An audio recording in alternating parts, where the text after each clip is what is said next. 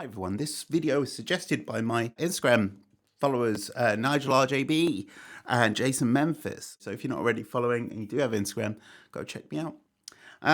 Link in the description.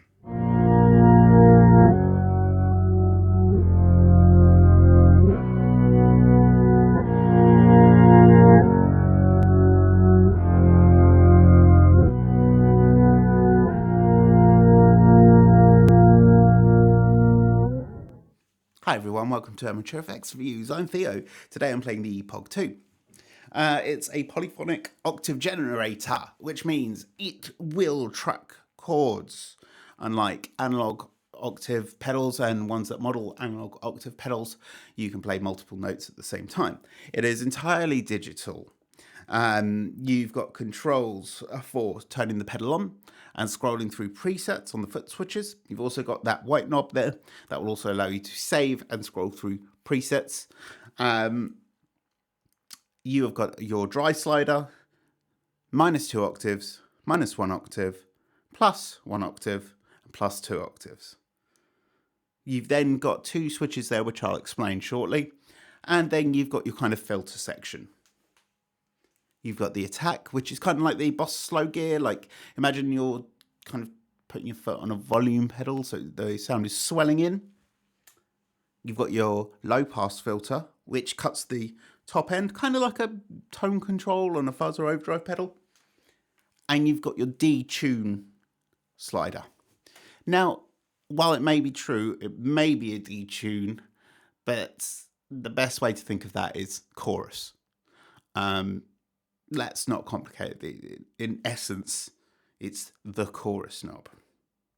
So what those two knobs do, the two switches do, you've got the dry effects, and that is like a 4-stage button which controls how much of the second section of the POG2, so the effects section, apply to your dry signal as you put it through. Do you want any of those effects applying to your dry signal? Do you want just the attack sort of volume swell thing applying to your dry signal? Do you want the attack and the low pass filter? Or do you want the attack, low pass filter and the detune applying? Or do you want them all, or do you want none? So those things, those effects will always apply to the octave signals, down, up, whatever, but you can control where they apply to your clean tone. Now, as I understand it as well, the second switch there is the Q. So what the Q does, the Q relates to the low pass filter slider. So the low pass filter slider cuts the top end, and the higher it is, the less top end is cut, and the lower it is, the slider, the more top end is cut. The button itself, again, is like 4 stages. So 1, 2, you press it 4 times, 4 different things, and it'll determine how strong the filter is, what the resonance of that filter is. Hopefully it'll all become apparent as we go in it. If I haven't already mentioned, my signal chain today is my square precision bass in the POG2 via my Boss RC3 loop station going into my Moore radar, which is providing a low cut at 30 kilohertz. It's providing a low cut at 30 hertz and a high cut at 5 kilohertz. I'll give you some of my clean tone first.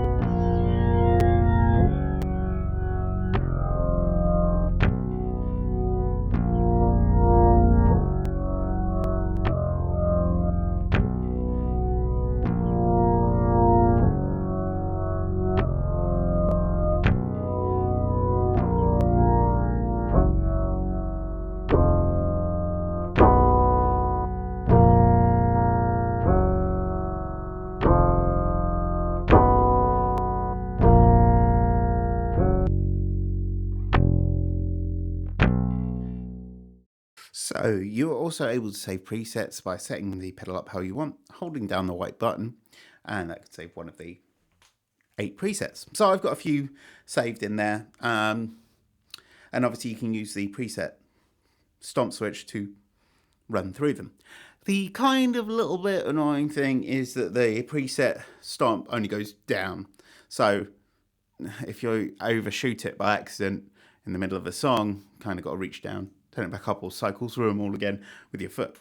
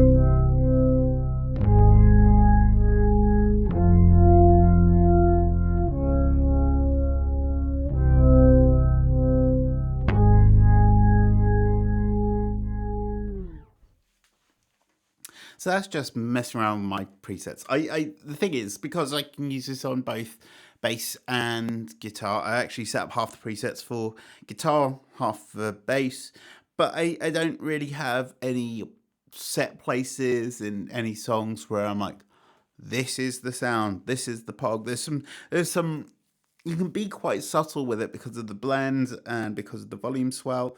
There's a lot you can do with it. It doesn't have to be in your face octave. One of the things I used to do, which was really in your face, was I'd have something like the big swell, but I'd set it up bigger. I must have been using a different sort of thing with the dry effect. Yeah, that sounds about right.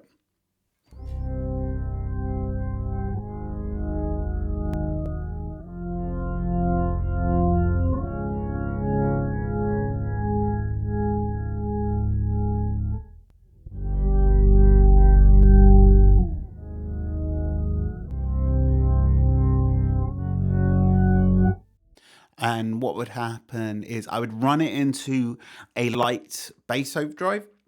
And what would happen is when the sort of volume swells up to its maximum, because you've got all those extra octaves providing out a bit of extra output there, it would overdrive and kind of sound, I guess, a little like a church organ going into a Leslie or something. It was a really cool sound, and it didn't sound quite as right just without the overdrive. But yeah, really, really great and versatile and useful pedal. I find a lot of the time. I use it often, sometimes just as a way, say my Betazoid stuff. Instead of often play the same riffs, so later in the song I'm looking to add a way of making everything sound a bit bigger. So I'll run my guitar through the POG2. Just makes everything sound a bit bigger, more octaves, bigger sounding. Really easy way of doing that. Just add the octaves in. Everything gets a bit fatter, a bit more interesting to listen to. Yeah, I hope you like this video. Like, share, subscribe, all that stuff. Follow me on Instagram. If you want to suggest videos for me to do, often I'll put up pictures of pedals I've got lying around that I haven't done a review of. So yeah, that's how this video happened. Take care of yourselves, have a great day, and Happy New Year. Bye.